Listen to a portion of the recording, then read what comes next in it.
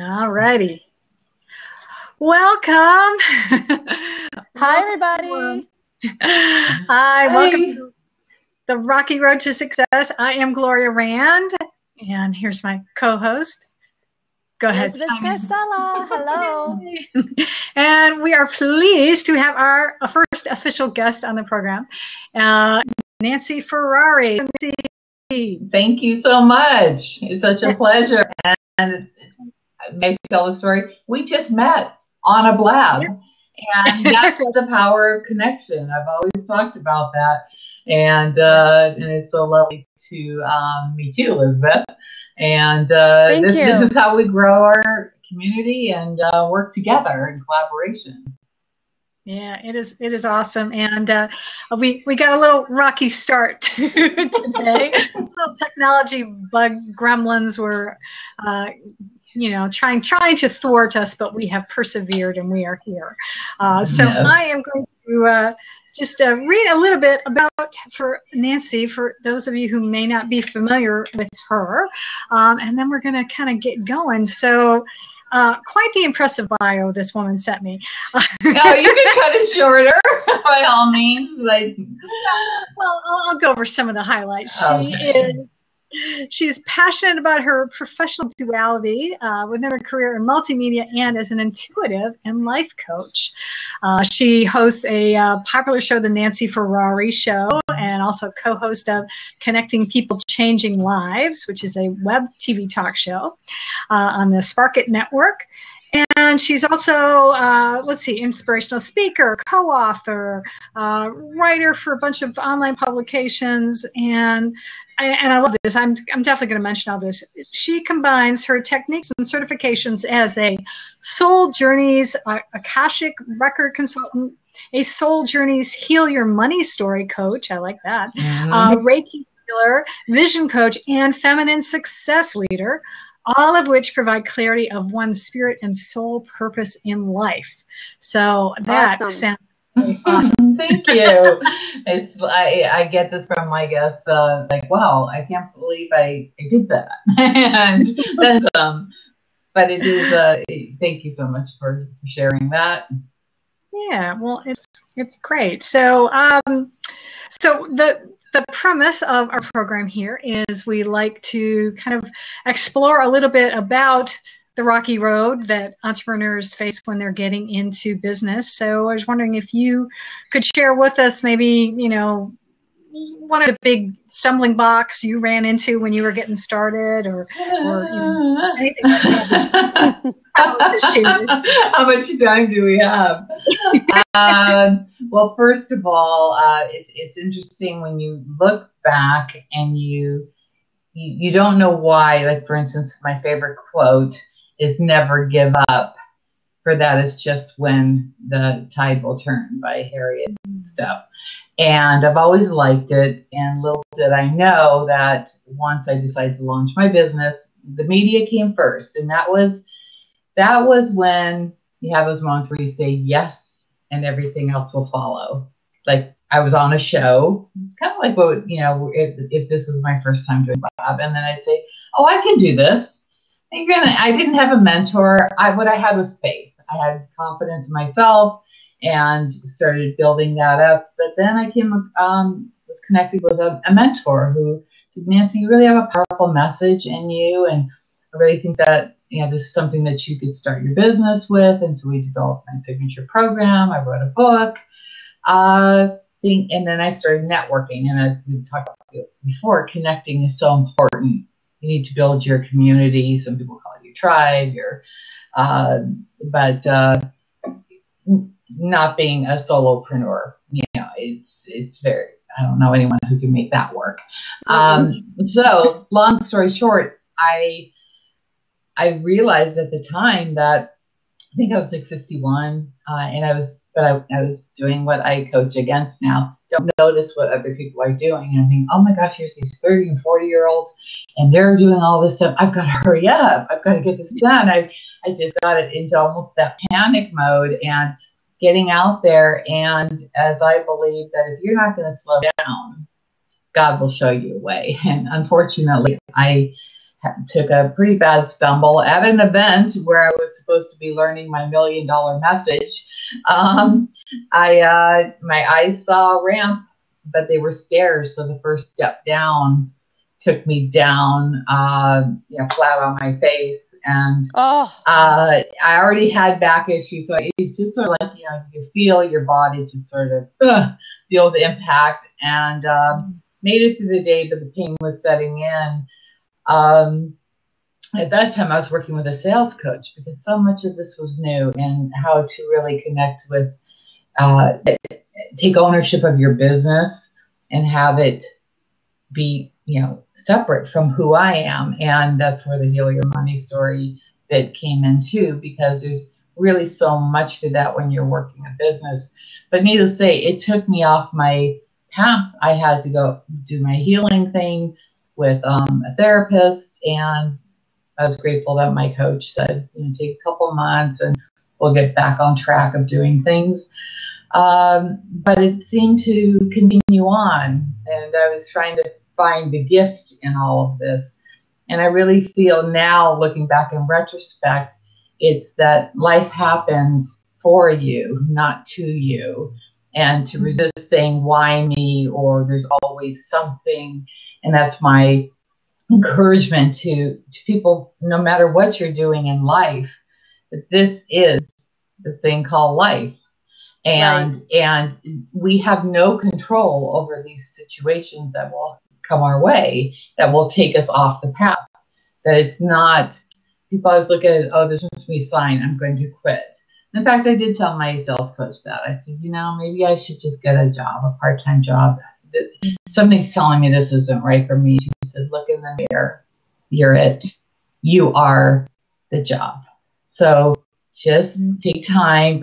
So there, in that juncture, working with naturopaths and holistic healers, I started to learn more about that, learn more about my body, and how the mind-body-spirit connection is beyond powerful. And everything else led to what I'm doing today. And so when I work with clients and they're encountering issues or trauma from the past that can manifest so deeply within them, because they're wondering, why am I not moving ahead in life? Well, let's start reverse engineering here, because things would come up for me too, that I needed to heal aspects of myself before I could proceed with either healing or coaching others. It had that awakening factor for me. So yes, and I still stand true with that quote. I want to live this life knowing the outcome. However, we talked about this on my webcast this morning. Every day is an outcome. Every day is a victory of sorts. There's always something to learn, someone to meet, an adventure. If I were to say no to everything, I'd be denying the opportunity and betraying myself. This is my true soul's destiny that I'm living right now. And it's like returning a gift. This is a gift from God that was given to me, that I'm doing exactly what I'm supposed to be doing.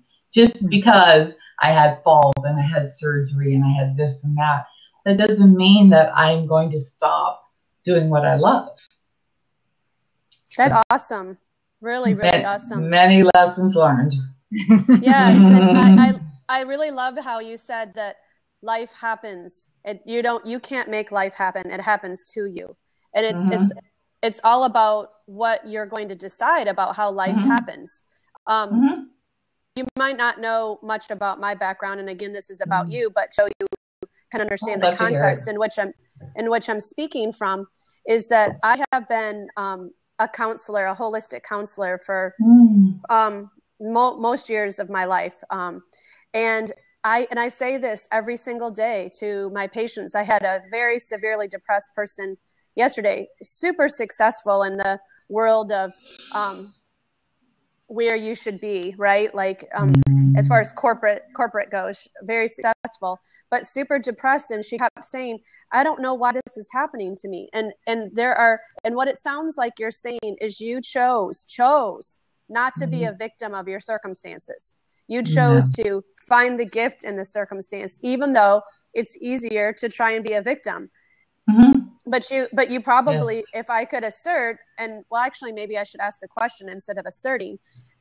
Was it that you felt like any benefits you might derive from being a victim were certainly not worth what you could get by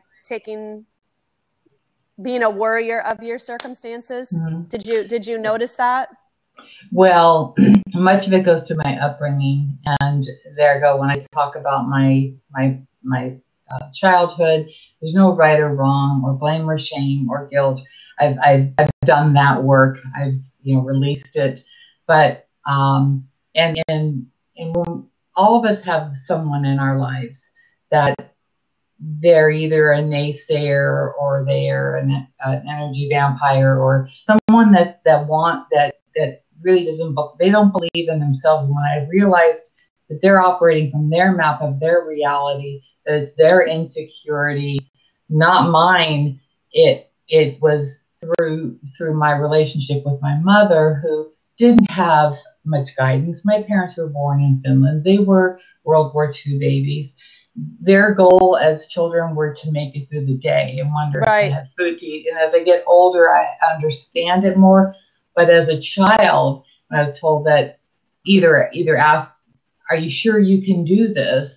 I think it was just out of pure stubbornness. I said, yes, I can. Because I refused to be in that mindset. I could see how constantly second guessing yourself or having someone not believe in you, until a 6th grade teacher, and when you go back in your life and someone asks you, was there that one person that had an impact in your life? And he most certainly was. He believed in me so strongly that he actually had me in charge of the stock report. I'd go to the newspaper and then bring it and put them out there. And I was told I was stupid in math. And then here I am now. One of my modalities that I'm training in is numerology. I can take a string of numbers, and it's like, who would have thought? It was always my writing that was my strength. But I do refuse to be a victim. I choose to be a victor. And something that you brought up earlier too, it's how we choose to react to a situation. Right. And I think the people that I knew maybe 10 years ago when I was dealing with some other, I think the lower back issues, and that came from working out in the gym. I was really loving it. I love to be energetic, but darn, that deadlift, and it just boom, hit me in the back. And so I would use that as an excuse.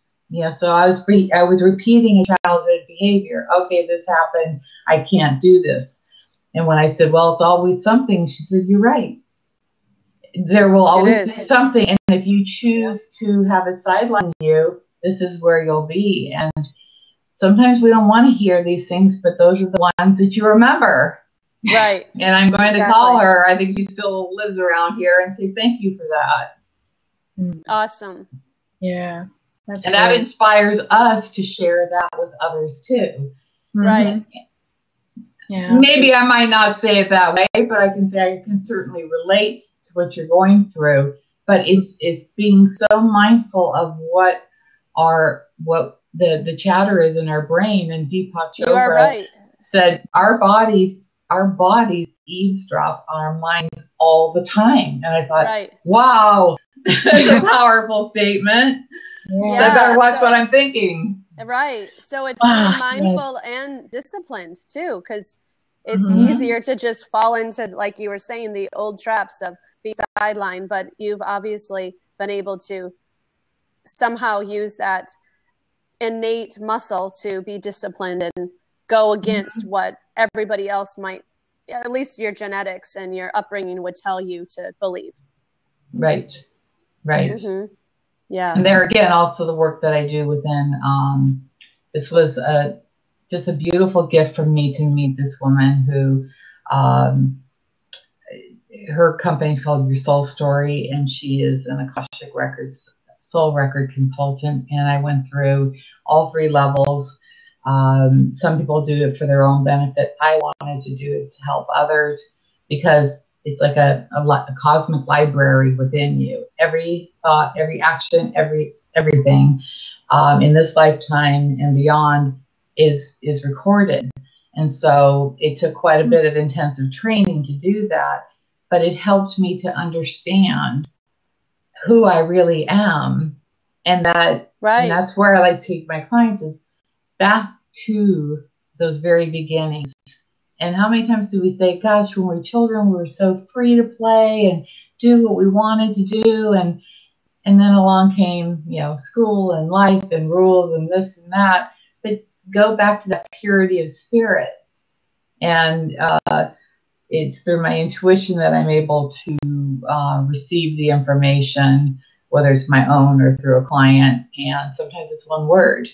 There was one day, I don't know what was wrong with me, but I just, something wasn't clicking with my media work, and I just kept hearing the voice, and it was reaffirming to me that it's your voice, that's your power, that don't, and that was the beginning of why I said yes, is to let your voice be heard.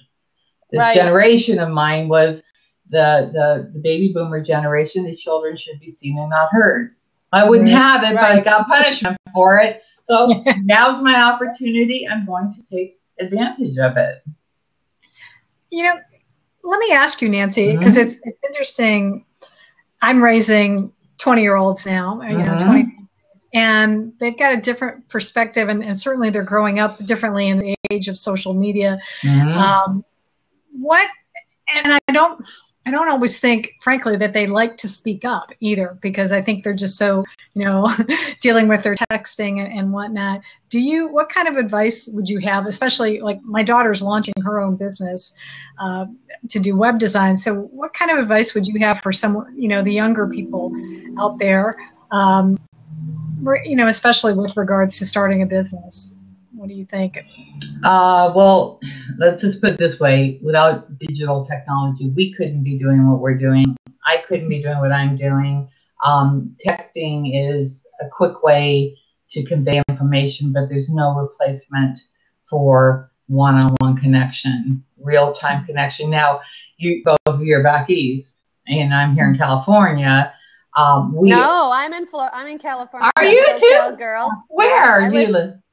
In the Palm Springs area. Okay, I mean, you're Belinda, so I'm waving to you east is that way. You're southeast slightly. Yes, so you know exactly what we're going through, weather-wise and all that. It's been a cool day, clouds are coming in. But as far as that, the interesting observation I have is that my children, my youngest just turned 30 this year, and so 32, gosh, and almost 36. Now, my oldest daughter has 3 children. She is 6, and the oldest is 6.5. They already have their tablets. It started with Leapfrog, and those are all good because they're learning games and all. But this is a very serious conversation that needs to be had with parents and children. The misuse of overuse, because there are statistics as to what it does to our brain waves. Now, going back to your question, you were talking about the utilization of, from what I got from you, let me think back here, is the possible overuse of technology when launching a business. Yeah. Okay. I think you have to find the balance. It's more, I remember when my husband was early in his career, we sometimes have to fly all the way to Washington, D.C. for one day. But he said, there's so much power in looking at someone eye to eye rather than doing the deal on the phone. Right. And you also establish your presence. They get they receive your energy, and for me, it's all about relationships. And if that's possible, and I know in today's world, especially within the workforce, it's global. And we can't all hop on a plane and go to Paris or Dubai or people that we meet. And I have friends in London. Yeah, darn. But it's possible. Yeah. And it's just keeping it nurtured and also having sharing that element of who you are as a real person, taking the time to talk to them on a personal level.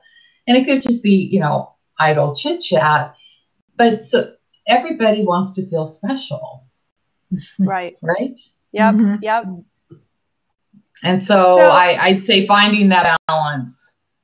It is a new world. It's taken off so quickly. I mean, it's just, I definitely don't talk politics within my show, but it just baffles me how within 1 minute of putting the TV on, there's already a projected winner. I'm like, what? Seriously? How's that possible?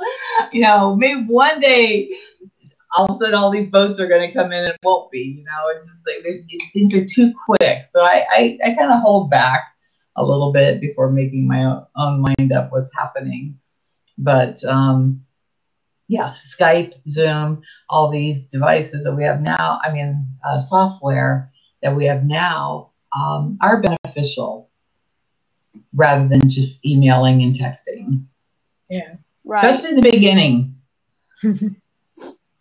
Well, is there, with all the information you just shared, and we're kind of getting close to the end of our show already, if you can believe that. Wow. Is there one, I know there's tons of advice that you could give, but is there one favorite thing that you would like to leave the audience knowing? I mean, of all the things you've shared, and probably more that you haven't shared, what's one piece that you really think that at this time we probably need to hear? Above all, you have to be within your integrity. And what follows there, because I've done work with values and I use that within my clients too. What is the one thing that you would jump off a building to get if someone was trying to take that away? And I think that's even more dominant now. And here I'm bringing up politics too. When someone's out of their integrity, you're transparent. You're starting to say things that you shouldn't, and you take them back, because under integrity falls honesty. And for me, it's about having faith, having absolute faith in yourself. And if you make a mistake, own up to it.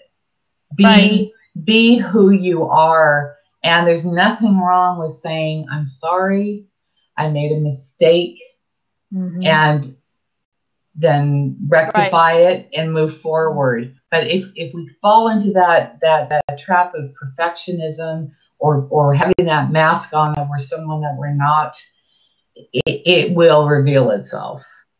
Okay, great. Yeah, you definitely need to be true to yourself and keep your word, right? Integrity, the most basic meaning is doing what you know there is to do by the time by the time you said you were going to do it. And if you don't do it by that time, then, like you said, own up to it and recommit. Yeah, exactly. I think people, especially I think customers and clients, they absolutely appreciate it when you do that, because they know, we're all human and we're going to make mistakes. I think it's when you don't own up to it and you try to let it slide that can really get you into trouble. So I think the human factor needs to be regarded more so than ever because of this new world that we're living in. Right. Yeah, will not be robots. I don't care how many Star Wars movies they make, and how things may have changed with babies coming into the world. They are still human beings, and to honor that and see the best in others, because when we can see in that positive light, that's when that synchronicity really flows. Awesome. Right. Awesome. So thank you. How can we get in touch with you? How I'm sure tons of people want to know more about you and talk to you. So please let us know, how can we find you? I've tried, and this was, I have to say, two of my first mentors were very instrumental in this. Is to simplify. My website is nancyferrari.com. My branded channel media page is Nancy Ferrari Media. You'll see all my shows as of last June, my blogs, and there's always a pop-up that you can. I offer a 30-minute. I just like to say conversation. When I say session, and I think it's going to be a therapy session or a sales pitch. Yeah. For me, it's about connecting and see where we land with it all. And so yes, we do that, or you can even email me at nancy@nancyferrari.com. Excellent. Can I make it easier? My Facebook is Nancy Ferrari, and then my media one is Nancy Ferrari Media Network. Awesome. So, awesome. Well, and I would love to help. As you can tell, I love people. I love to hear feedback. I love to share and learn more, and I'd love to get to know you both even better. I really appreciate this opportunity. It's nice for me to be on this side of chatting. Yeah, awesome. Well, we're glad that you were here today, and thank you. And I'm glad that you were able to connect to get. I know. We made it happen. Yeah. Yes, and I wish you all tremendous success with this. I'm going to be starting up next month myself. As I said, I'm waiting for the planets to align themselves. There's a lot of knowledge in knowing what goes on up above, as above as below. Awesome. Well, next week, we're going to have Emily Miller is going to be our guest, and she is the leader of Pearls of Wisdom Legacy Coaching. She works with women who have decades of experience offline. She mentors and coaches her clients and to help them to be able to really reach people online. And so I'm going to be looking forward to speaking with her. I have worked with Emily in the past, and she's a very cool woman. So tune in. Excellent. Yeah, y'all come back now. Y'all come back. Okay. Will do. Right. Well, thanks a lot. I'm going to stop the recording now. So take care, everyone. All right. Thank you so much. Thanks, Nancy. Thanks, Gloria. Bye-bye. All right. Bye-bye. Bye.